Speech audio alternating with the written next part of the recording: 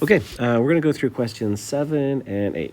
So question 7 starts like this. You've got something like x minus 7, x minus 9, and it asks you to convert to vertex form and also to standard form.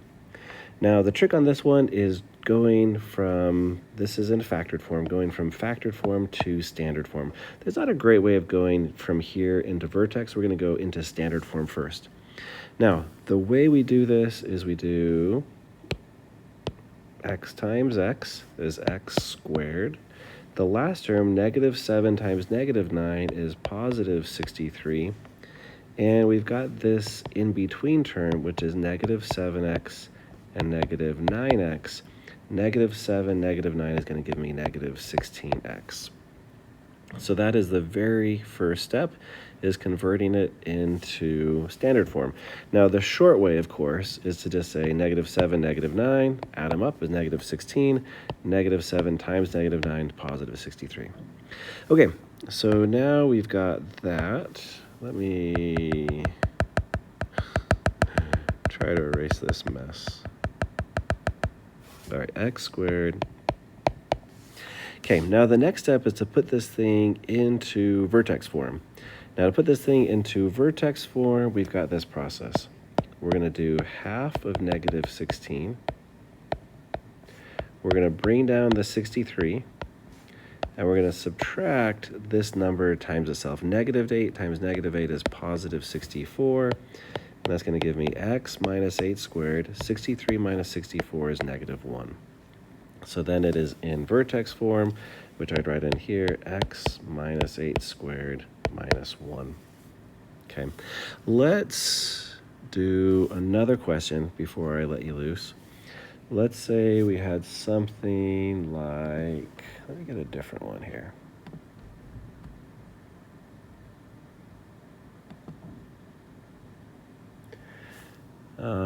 Let's do this. Let's say we had x plus 2 and x plus 7. So first of all, we need to turn this into standard form. So standard form, x times x is x squared.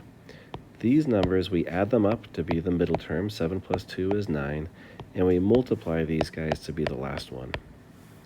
Now, turning things into vertex form. Let me give an example here, like a normal one.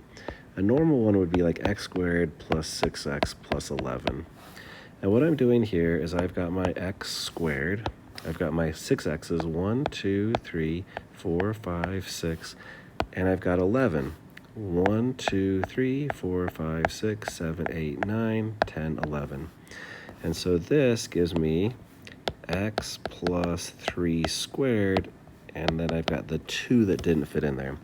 Now the way we get that with our process is we do half of 6 is 3. We bring down the 11 and we minus this number squared. Why are we subtracting 9? Because I can fit 9 in here. Where did I get 9? 3 by 3. Where did I get 3 from? Half of 6. Okay, so the process is I take half of 6, that's 3. I bring down the 11 and I subtract the square of that number. So we're going to do the same process here, except the numbers are not going to be as pretty. Half of 9 is 4.5. We're going to bring down the 14 and we have to minus whatever 4.5 squared is. So we have to do 4.5 times 4.5, and that's going to give us 20.25. And then our answer is going to be x plus 4.5 squared. 14 minus 20 is going to be minus 6.25. So it's not nearly as pretty as the one on the right, but it is what you got to do. So again, the process is half of the middle number, bring down the 14 minus the square of that guy, and that'll get you to it. Okay, so go ahead and let me give you one to practice on your own. Let's do this one. So practice this one. You've got x plus 1, x plus 5, and you want to find the vertex in standard form. So pause the video, give it a try. Okay, standard form, you should have gotten x squared. 1 plus 5 is 6. 1 times 5 is 5. Now to turn this thing into vertex form, you're going to take half of 6, which is 3. You're going to bring down the 5, and you're going to subtract 3 squared. Once you clean it up, you've got x plus 3 squared minus 4. All right, so let's go on and do number 8. So number 8 might look something like this. X minus 3 squared minus 1.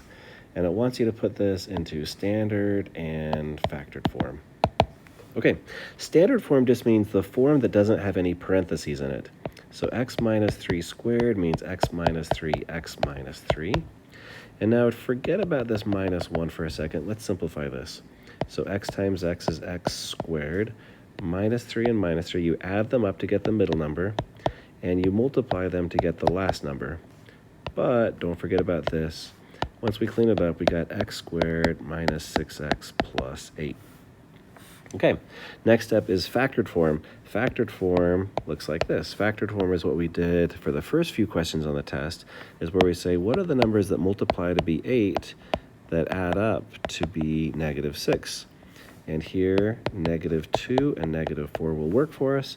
And so this is one answer, and this is the other. This is in standard form. This is in factored form. Okay, let me give you one to try.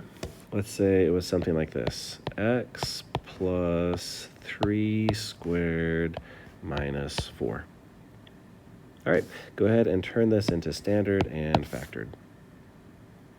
Okay, so for standard, hopefully you wrote this out the long way. X plus 3 squared means I got 2 of these x plus 3s. X times x gives us x squared.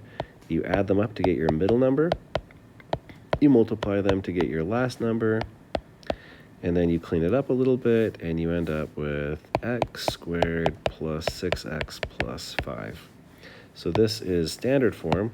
Now in factored form, you're saying, hey, what are two numbers that multiply to be 5 that add up to be 6, and 5 and 1 work? X times x is x squared. 5 plus 1 is 6. 5 times 1 is 5. And so this is your answer in factored form. Now I want to do one more example here. Here is something that might happen to you if you're unlucky on the test. It might give you some decimals. In fact, this happens a lot. So I want to work through this example, doing it with the decimals. Same process, just decimals. Okay, so hopefully you had a chance to pause this and give it a try. So we're going to turn this into standard form first. X times x is x squared. 2.5 and 2.5, add them up, is 5. Multiply them, you get positive 6.25. And then we clean those guys up a little bit, and we end up with x squared minus 5x plus 6. Now when we factor this, we're looking for numbers that multiply to be 6 and add up to be negative 5, and we found it with x minus 2 and x minus 3. So this is your answer in factored form. This is your answer in standard form. Okay, that's it for questions 7 and 8.